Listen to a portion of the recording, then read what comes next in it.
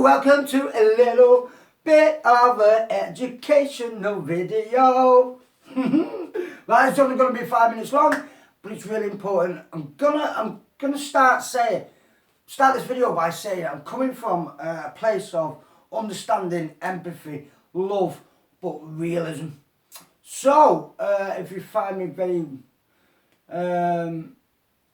aggressive, or well, that's your own fucking fault. So basically, yesterday I went to college and spoke to a load of students to help them on the basis of adapting to change, helping them focus, what they can do, little tips they can do to set up their environment to study at home without distractions and all kinds of shit, right? Because what I do know is I know a lot about the brain. I'm just obsessive about neuroscience and epigenetics and all kinds of shit. I've done courses on. So I've done, in the last 4 years, I think I've done about six, 7 courses online. And I've used Zoom for quite a few years. And I've done a lot of the courses online, from child psychology to human behaviour to behavioural science to philosophy, like loads of mad shit.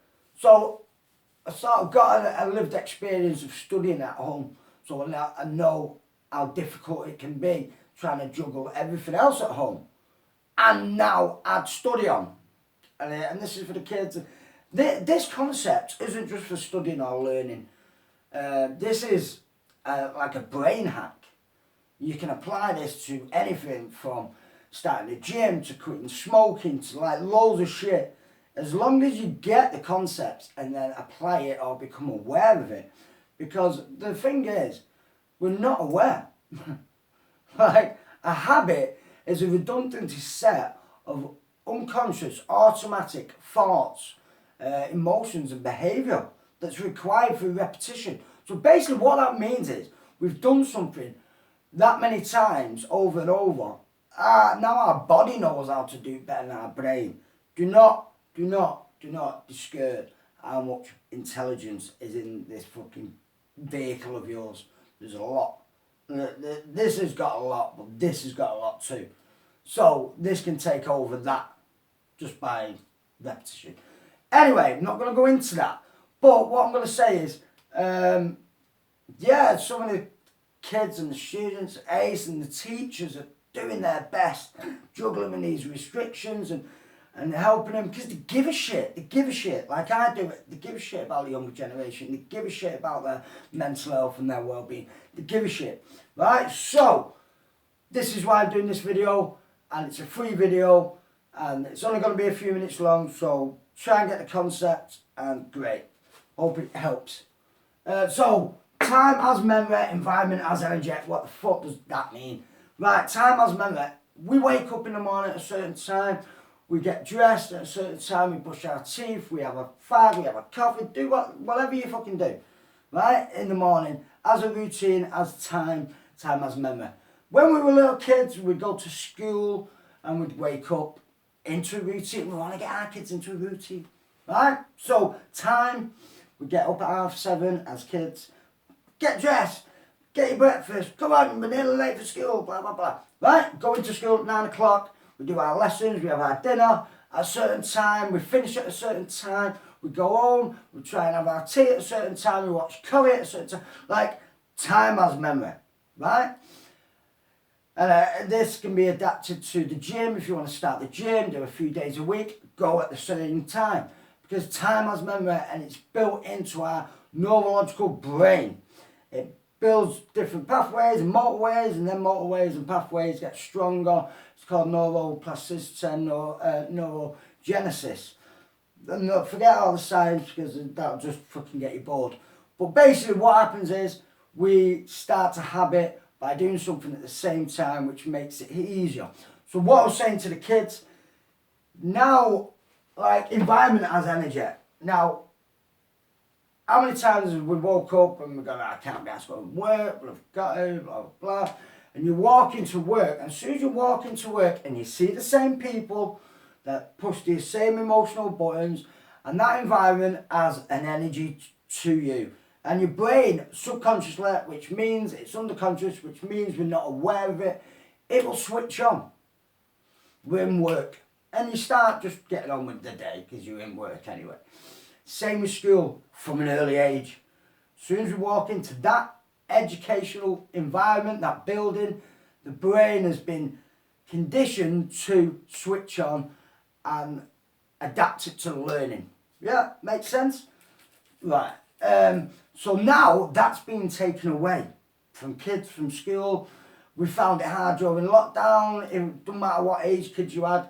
Like, I know some parents were getting work, emails from school, do this for your kids. Then they had to become the teacher. But they haven't teach, they don't know some of the lessons they're doing, and they probably haven't done much learning themselves since they left high school. So it's very difficult to adapt to that. And then the environment's different. You're at home, you don't really study at home. We play and we have our team. We've all got all our routine time as memory with our own lives. And now we have to bring school into home. So how do you do that?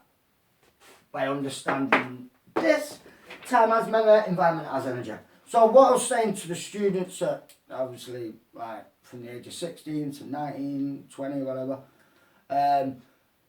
they have to set their environment up for learning, for the brain to attach to the memory and the time, and to observe and remember and recall that information that they need to focus and concentrate on without digital distraction, without TV, all that kind of shit. I've spoke about it before. Like, I don't have a telly in my bedroom. I suffered from sleep. I asked the students yesterday, put your hand up if you struggle sleeping, especially with what's going on. There's a lot of worry, there's a lot of stress, there's a lot of uncertainty. Nearly all of them put their hands up. Right? So I explained when I had insomnia and I couldn't sleep, what I came across in a book called Why We Sleep was the environment. If you do everything, a lot of students do, they eat in the bedroom, they sleep in the bedroom, watch Netflix, they flick through fucking Facebook, they do everything in the bedroom, and they wonder why they can't sleep. So I took my TV out of the bedroom. The only thing I do in my bedroom is write, fucking meditate and read and sleep. Maybe have sexy time every now and then. So that's all I do. I don't eat in there, I don't watch telly in there, I don't fuck about on the laptop, I don't do anything else.